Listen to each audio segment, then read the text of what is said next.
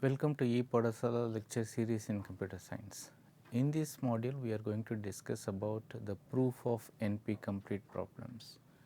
Last module, we discussed about some of the fundamentals of NP-complete problems, and at the end of the module, I gave a simple example of how the NP-complete problem can be characterized. In this particular module, we will discuss about how to give proof for NP completeness. In this module, we are going to discuss about the concept of reductions, which is one of the most important fundamental of NP complete problems. We will talk about Karp reduction, which is useful for giving proof of NP completeness. We will also discuss about some of the proofing techniques. We will try to understand how the proofs are given for NP complete problems, and we will also overview some of the important proofs of NPC. First, we will start the discussion of reductions. What is a reduction? The reduction is we can reduce a problem to another problem. This is called problem reduction strategy. Probably you can recollect in the module titled Transform and Conquer, we had seen that some problems can be converted to another domain where things are very easy, where we can solve those problems and the results can be mapped to the original domain. For example, if I want to multiply two numbers in Arabic, then I may not feel very comfortable with that. So, I may convert that to some other number. I can do some sort of an operation and I can do the result back. Similarly, if I am not very much comfortable with Roman system, then I can convert the Roman numbers to Arabic numbers, where the manipulation can be carried out and the result can be mapped to the original domain. Suppose if the input of a problem is called an instance, let us assume that two problems are available, problem A and problem B. U is the instance of problem A and V is the instance of problem B. Let us assume that we have a solution for B, but we do not have the solution for problem A. If that is the case, then what we can do is we can transform the instance U to instance V in polynomial time, and we can use the solution of the problem B as a subroutine to solve that, and we can say that the solution is the solution of the original problem A if U is F S and simultaneously V is also S. In other words, if the instances are equivalent, then we can say that the solutions are also equivalent. So, this kind of strategy is what we are calling as the reduction strategy. In other words, Turing reduction is solving a problem A using a procedure that solves the problem B. In other words, we can use that solver as a subroutine to solve the given problem A. We can take a simple example as part of problem reduction strategy. Convolution in spatial domain is equivalent to multiplication in frequency domain. Say for example, if I want to convolve two signals, the same problem can be solved by transforming that spatial data to frequency domain data, where we can do a plain multiplication and we can apply the inverse FFT to get back the original data, which is a solution of the convolution problem. Simplistically, if I want to solve a problem Ax plus b, then this problem can be transformed to another problem like this, that is 0 into x square plus Ax plus b. We can solve that and that constitute the solution of the original instance. In other words, we can reduce a problem A to problem B, and this can be represented like this, where this P is nothing but polynomial P. So, the logic is the problem A is reducible to problem B. What does it indicate? It indicates two things. One is problem B is at least as hard as problem A, and problem A cannot be harder than the problem B. In other words, the logic is very simple. I am given a problem, and if I could able to reduce that to another problem which is easily solvable, then I can come to a conclusion that the given problem is also a simple problem. On the other hand, if my problem is reducible to another problem which is very difficult to solve, then my problem is also becoming very hard. So, you can see the underlining point, that is we will use this reduction to indicate the hardness of the given problem. In other words, what we are going to do is we are going to use this reduction as an important tool for giving a proof of the algorithm hardness. Karp reduction is different from the Turing reduction. So, here the logic is very simple. The problem A can be reduced to problem B in polynomial time P can be represented like this, provided if there is a polynomial computation function f such that if there is an instance W and if this instance is the instance of the problem A, then f of W should belong to the problem B. That means, what we are going to do is we are going to transform the instance of problem A to another instance of problem B, and we are going to solve that using the solver of the problem B, and we are going to show that if the S instance of problem A is equivalent to S instance of problem B, then we can say that the solutions are also equivalent. So, that is the logic of this particular step. So, we can call this in polynomial reduction. So, that means we can say that this reduction is carried out in polynomial time, and these things must be applicable. That means, the mapping function f should be computable by an algorithm, and this function should take care of the instance such that if I is the instance of the problem I, then f of I is also a S instance of problem B, and similarly if the instance I is no instance of problem A, then f of I gives no instance which is also the instance of B.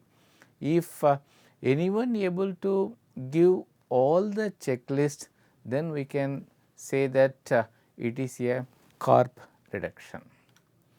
So, the checklist for reduction is like this.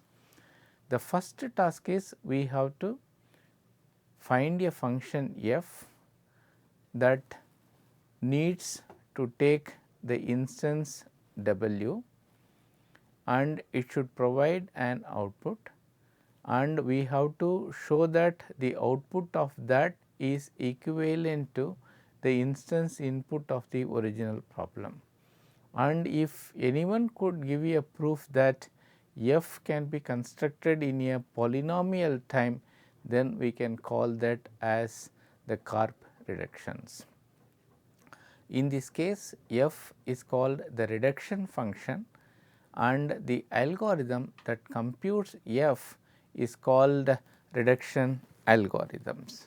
So, the important aspect of NP complete problem is the obtaining of this reduction function and the reduction algorithms. So, once we have that, fine, we are ready for giving the proof of NPC. So, the polynomial time reduction is also known as Cook reduction. These are some of the important observations that have been made out. That is, the Turing reduction, if it can be done in a polynomial time, then we can say that it is Cook reductions. And Turing reduction is also known as the oracle reductions. So, that means we can say that the transform and conquer domain algorithms are mostly coming under this sort of oracle reduction category. Oracle reduction is same as the Turing reductions. All Karp reductions are Cook reductions. So, that means Cook reduction is a superset, but the vice versa is not true. That means an Cook reduction need not necessarily be a Karp reductions. So, that means there is a subtle differences, and this slide illustrate the differences between these two categories. Karp reduction is heavily used for giving the proof of NP complete problems, but whereas the Cook reduction is very general in nature. So, for NP complete proof, Karp reduction is very important. So, that means we have to transform the instance of problem A to the instance of problem B, then we have to show that the output of that is same as the original instance. And Karp reduction is very suitable for decision problems, but whereas Cook reduction is applicable for all problems in general. That means it is applicable for the optimization problems also. So, we are going to concentrate more on the Karp reductions. Fine, we will give you an example of these reductions. Fine, we will take this simple example. This is called the Hamiltonian cycle problem. You are given a graph G. So, what we have to do is, so we have to find the cycle. Cycle is a closed path along n edges which visits every vertex only once, and we have to get back to the original vertex from where we started. For example, in this case 4 3 1 2 4 is going to be a cycle. So, that means this is going to be a Hamiltonian cycle. Imagine like this, I am given a problem and I am asked to convert that to a another problem called Hamiltonian path problem. What is a Hamiltonian path problem? In Hamiltonian path problem also we are given a graph G. Our objective is to find a path which goes through every vertex only once. It is a path. So, the question is how you will convert a cycle to a path or a cycle to a path or path to a cycle. So, that means it has to satisfy this criteria of completeness. Fine. What I can do is I can take a Hamiltonian path V naught to Vn in G, and I can insert a node u as the adjacent node of all the nodes. If that is the case, then a cycle is created. So, that means now you can see that a path is reduced to a cycle. So, this property is called completeness. Suppose if I remove this node u, automatically the cycle becomes an path. Imagine like this, I have a cycle, and if I remove a vertex, then suddenly that cycle becomes a path. In other words, this is called soundness. In other words, I can say that one problem can easily be converted to another problem, and this what we are calling as the reduction property. In other words, this is the kind of what you say reduction we are going to carry out for our NP complete problems. Fine. Now, we will put everything into a language framework. Please recollect all the terminologies that we discussed, like alphabet, string. A set of string is a language. So, using that language we can give you a formal definition of this. So, this is the Karp reduction. So, a many to one reduction from a language L prime. So, to another language L is a function. As I said earlier, this is going to be a function f, where I am going to transform the instance from one thing to another, and if x belongs to the language L prime, then f of x belongs to the language L. This is the formal definition of what you say the Karp reductions. So, now using this we want to create a proof outline.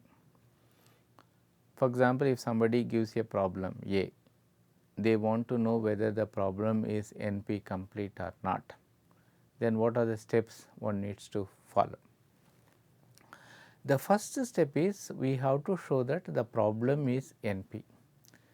That means,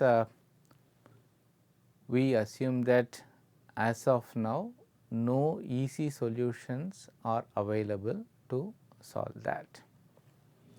So, we say that it is NP problem. Second, there must exist a certificate.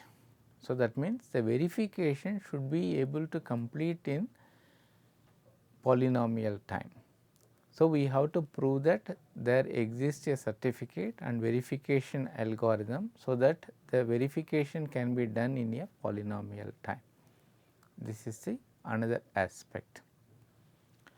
Third aspect is, now you take a well known NP complete problem and use Karp reduction, and you try to reduce the problem to the given problem. If someone could able to do that, and if someone prove that it is done in a polynomial time, fine, then we can come to a conclusion that the given problem is going to be a NP complete problem. So, this is what we are going to do. So, we are going to take the problem Q, which is in NP. So, we want to prove that this Q is NP complete. So, what we are going to do is we are going to pick an instance R of favorite NP complete problem. As we said earlier, SAT problems form a sound foundation for this. We can take an instance, and we have to go for a polynomial reduction algorithm to transform the instance of R to the instance of Q, and if someone able to prove that the reduction is possible, then we can argue that Q is as odd as NP complete problem, therefore, it is a difficult problem to solve. This is the kind of proof we are looking for. So, that means in other words, I am given a problem that I need to show that it is NP complete.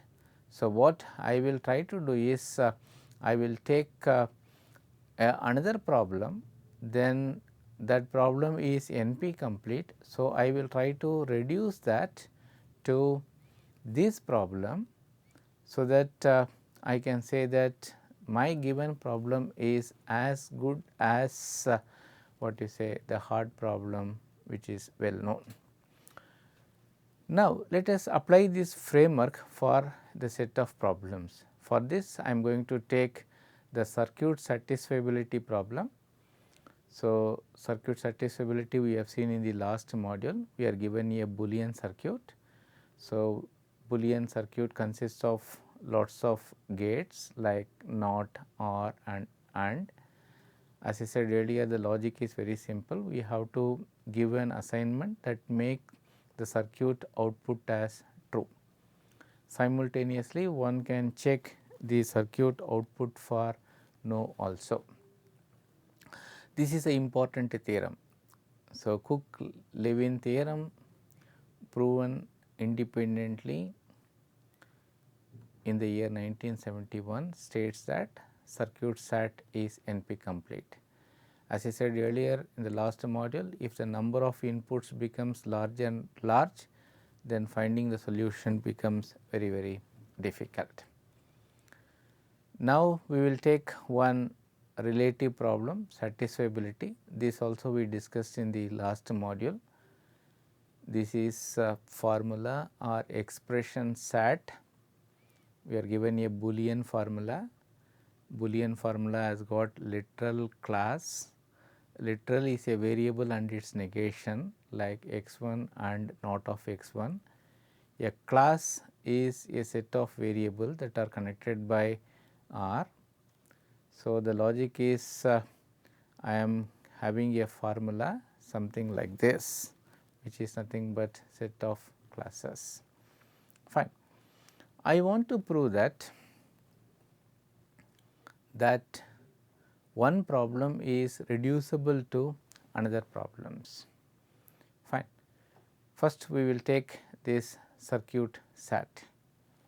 So, circuit SAT as given by the Cook-Levin theorem is a NP complete problem. So, that means this is a well known NP complete problem. So, all we have to do as part of this problem is we have to give a assignment and then we have to check whether all the classes are satisfied. Fine.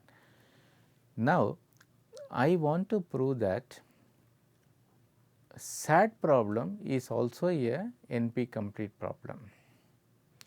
So, the logic is very simple now. If I want to prove my SAT problem as a difficult problem, then I have to take a well known NP complete problem like circuit problem and then I have to reduce that to this problem.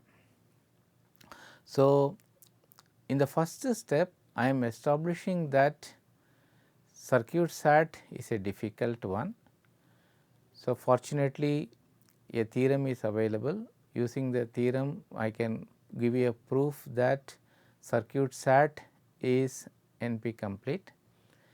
Then in the second step I have to prove that the conversion is possible from one problem to another problem.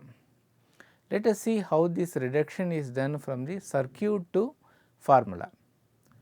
So, you take this particular circuit, we want to convert that into a formula. So, now you can see that this W1 is a AND gate. So, this is nothing but A and B. This W2 is nothing but NOT of D. So, now I can combine all the things and I can get the expression. So, this expression is connected by all AND. So, this is the kind of formula I have. One observation we have to make, suppose if a gate has got large inputs, then it is very difficult to construct the formula from the circuit in a polynomial time. So, one bypass we are making by converting that n input into a set of gates, and all gates have got only 2 inputs.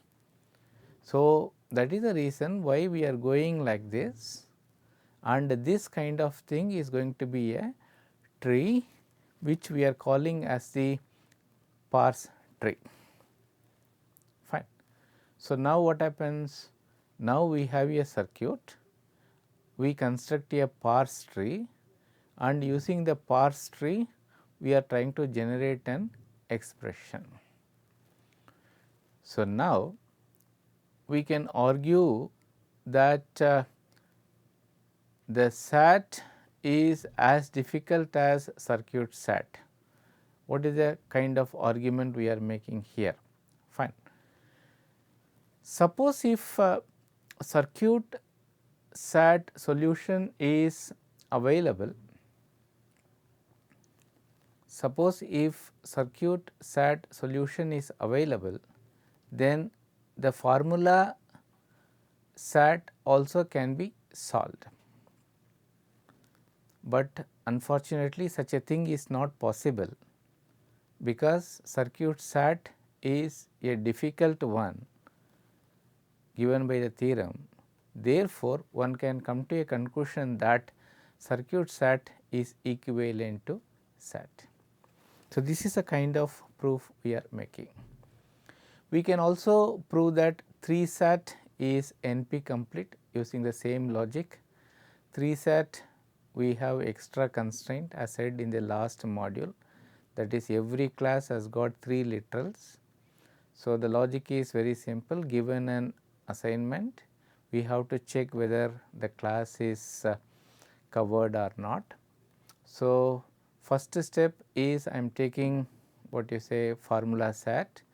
So, in the second stage I am going to prove that 3 SAT is hard. So, that means there is a restriction that every class should have 3 literals.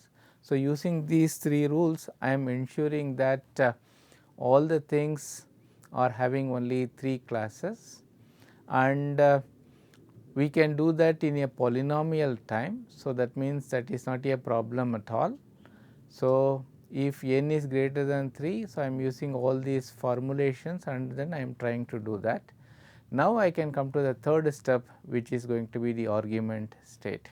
So, that means fine, I am converting the formula of SAT to a 3 SAT instance. So, the logic is if SAT solution is feasible, then 3 SAT solution is also feasible, but we have a proof that SAT is difficult problem, NP complete. Therefore, we can argue that fine 3 SAT is also difficult. In other words, we can say that SAT is equivalent to 3 SAT. In short, we can say that Karp reduction we can make use to reduce a problem A to problem B. Using that, we can construct a NP complete proof where we can take a very difficult problem, and then by reducing that to the given problem we can give you a proof that our problem is also difficult. So, we can see that circuit SAT, formula SAT, 3 SAT are some of the commonest problems using which proof of much more complicated things can be done. These are the references. Thank you very much. So, this module we discussed about the proof of NP complete. Next module we will discuss some more proof of NP complete, so that you can be very thorough with this particular subject. Thank you very much. Thank you.